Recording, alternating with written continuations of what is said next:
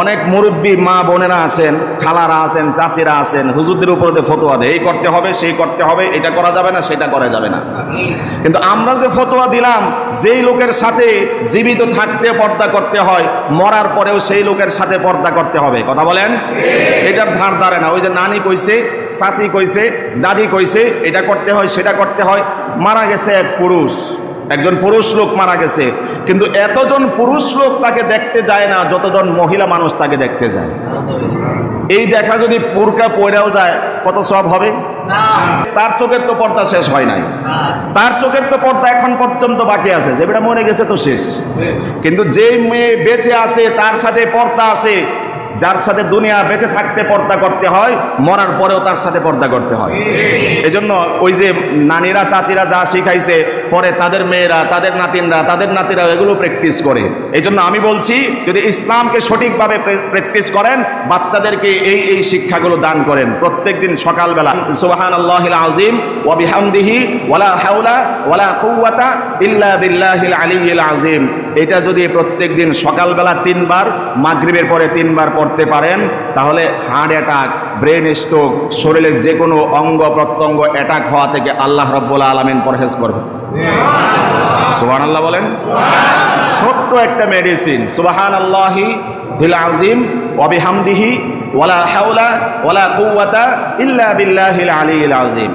এই লেকচার যদি অ্যাডভাইস যদি আমি মোল্লা না দিয়া কোনো মিডিয়াতে দিত, কোনো ডাক্তার দিত, কোনো বিজ্ঞানী দিত, তাহলে সারা বাংলাদেশ না সারা বিশ্বের মানুষ আমল করত। সেটা যদি টাকা দিয়ে ক্রয় করতে হয় তাই করত। কিন্তু আমি নবীর কথা শোনাইলে ওটার উপরে আমল নাই। মেসওয়াকের 70-এর উপরে স্বাস্থ্যগত উপকার রয়েছে, প্র্যাকটিস নাই, আমল নাই গোটা উম্মাহের মধ্যে। কিন্তু ব্রাশের পর ব্রাশ অ্যাডভাইস করছে, এইটাতে ঘষা দিলে জীবাণু যা আছে সব মরে দাফন হয়ে যাবে, এই করলে সেই হবে। দেখবেন যে হিরিক পড়ে যায়। 1 সপ্তাহ আগে ছেলেটা ব্রাশ ক্রয় করেছে, অ্যাডভাইস দেখার পরে আরেকটা ব্রাশ ক্রয় করে।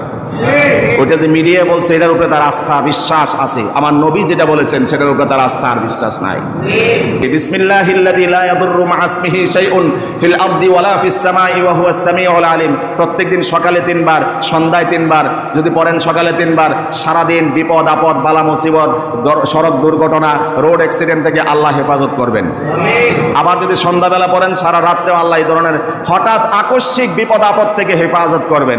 এটার উপরে আমল করার দরকার নাই। যদি কোনো ডাক্তার বলতো তাহলে ঠিকই আমল হতো, বিজ্ঞানী বললে আমল হতো। বাস্তবতা আছে না নাই? সকালবেলা এমন অনেক নালায়েক, এমন অপদার্থ বাংলাদেশে আছে যারা ডাক্তার বলেছে সকালবেলা দৌড়াদৌড়ি করবেন। ওই রকম অনেক আল্লাহর বান্দা আছে, মুসলমান, ইমানদার, দাবিদার ইমানদার, ফজরের নামাজের সময় হাইয়া আলাস সালাহ ধ্বনিত প্রতিধ্বনিত হওয়ার পরে মসজিদে এসে আল্লাহকে সিজদা করতে পারে না। কিন্তু ডাক্তার বলেছেন এই জন্য নামাজ ত্যাগ করে, নামাজ বাদ দিয়ে জায়গা ও জায়গায় দৌড়ায় বেড়ায়। কত রকমের জগিং বাবারে, কত রকমের ব্যায়াম। বিভিন্ন সিটি আছে, ঢাকার শহরে বিভিন্ন পার্ক আছে, নাম নাই বললাম। ওগুলোতে দেখলে আপনি মনে করবেন লোকটা মনে হয় পাগল হয়ে গেছে।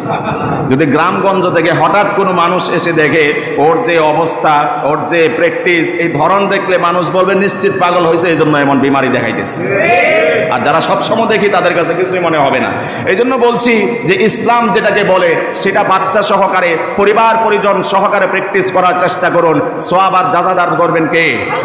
আল্লাহ রাব্বুল আলামিন। আজকে যে কথাগুলো আলোচনা হয়েছে আমাদের সপরিবারে, সন্তান সন্ততি সবাইকে নিয়ে আমল করার তৌফিক দিন। আল্লাহুম্মা আমিন। যারা সুন্নাত পড়ি নাই সুন্নাত পড়ি।